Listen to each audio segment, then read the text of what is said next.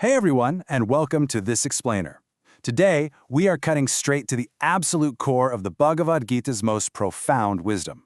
We're going to look way past the surface level to outline what is essentially the ultimate spiritual blueprint for life.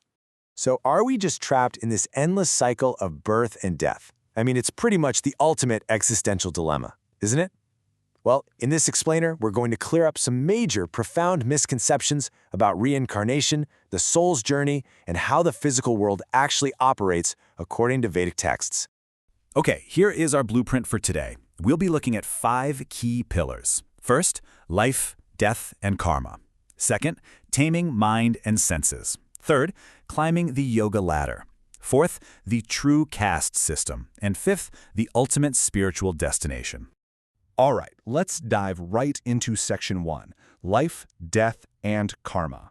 The whole premise here is honestly fascinating. In this worldview, death, it's not the end, not at all. It is simply a transition. The texts explain that if the eternal soul still holds on to unfulfilled material desires at the end of a lifetime, it literally requires a new physical body to fulfill them. Because, let's face it, one lifetime simply isn't enough to satisfy the endless desires of the soul when it's disconnected from its source. So, what happens? The soul gets a new physical form to keep trying. Let's actually trace how that timeline works. First up, the exact moment of death. The texts say your consciousness right then dictates your next path. Basically, whatever you are absorbed in thinking about, that's exactly where you're heading next. Second, for roughly days 1 to 13, the transitioning soul kind of hovers, observed by agents known as Yamadutas, while it realizes it's no longer in that body. And finally, rebirth. You receive a brand new physical body that is strictly based on your karmic bank account. There's no way around it, you literally cannot cheat the system. Moving along to Section 2, taming mind and senses. Since we know that our desires are what keep us trapped in this cycle, we really have to look at the inner conflict that keeps the soul bound. And this brings us to a really stark contrast presented in the texts: lust versus love. Now, in this specific context, lust is simply the desire to gratify one's own senses and ego. Think of a regular, clear piece of glass, right? If you coat the back of that glass in silver, it becomes a mirror. You no longer see the world, you only see yourself. That's lust. Love, on the other hand, is scraping away that silver ego. It's selfless devotion directed outward, ultimately to gratify the supreme.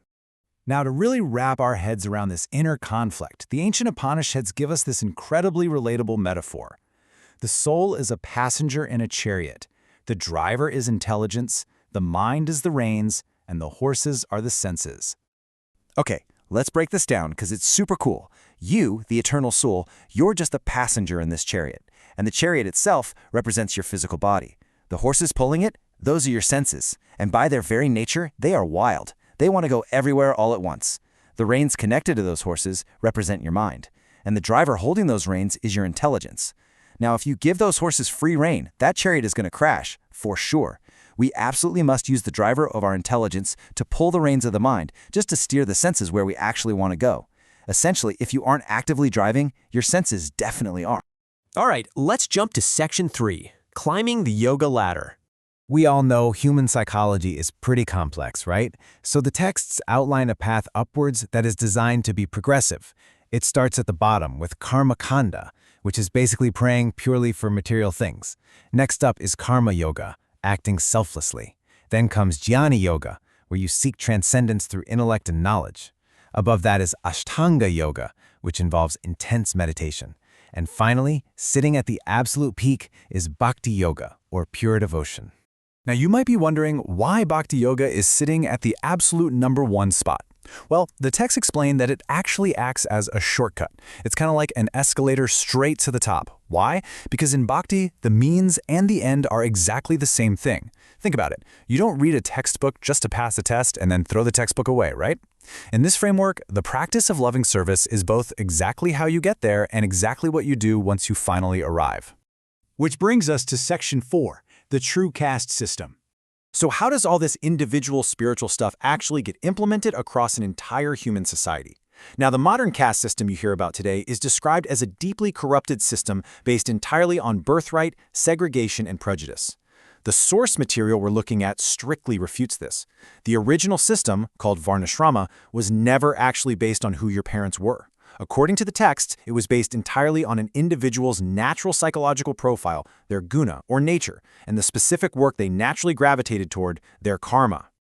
Under this original design, society is categorized into 4 varnas based on that natural psychology. Brahmanas as intellectuals, Kshatriyas as leaders, Vaishyas as merchants, and Shudras as laborers.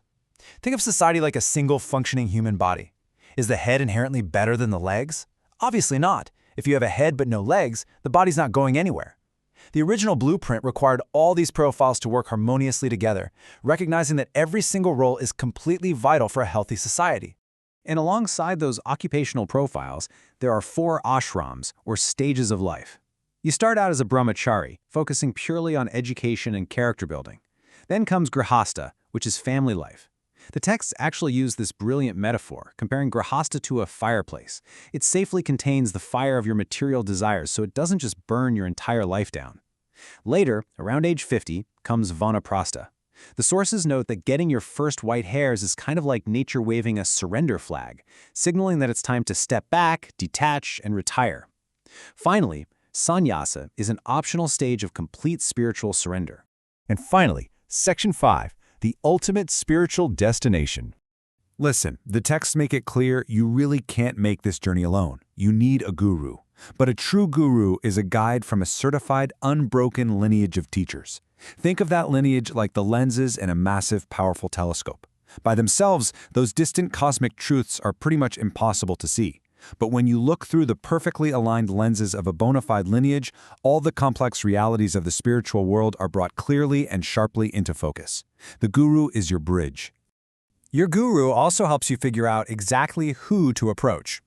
The Vedic texts mention quite a few demigods, but they're essentially described as cosmic cabinet ministers. You go to them for temporary material things, money, good grades, fleeting success. But Krishna is positioned as the prime minister, the ultimate source. The question the texts pose is, why approach a local official for a temporary material fix when you can approach the ultimate source for eternal spiritual fulfillment? Now this brings us to a really fiercely debated concept called Mayavad philosophy. Just to define it neutrally, this is a belief that absolutely everything is one uniform consciousness, that we are all actually God, and that both the material world and our distinct individuality are nothing but an illusion. It's a very popular idea today. But if we look at the Bhagavad Gita, it actually firmly refutes this idea. The texts explicitly state that liberation is not losing your individuality. The soul remains utterly distinct. In this framework, liberation isn't just dissolving into a void. It is existing in an active, unconditional state of service. I absolutely love this analogy from the text to explain this. Think about it. Yes, if a drop of water falls into the ocean, it merges, it loses its form, and it becomes one with the water. But if an aquatic creature like a fish or a whale enters that same ocean, it swims inside the vastness of the water, it's entirely surrounded by it, yet it completely retains its distinct identity. The texts tell us that the soul is not the drop of water. The soul is the aquatic creature. You retain your individuality so that a dynamic, loving relationship can actually exist. So what's the ultimate destination of your spiritual trajectory? We've decoded the blueprint today from steering the chariot of your mind to understanding the truth of your eternal individuality. Are you just treating the temporary symptoms of material life, or are you actively steering your chariot toward true liberation? Think about where your current trajectory is taking you. Thanks so much for joining me for this explainer. Until next time, keep seeking clarity.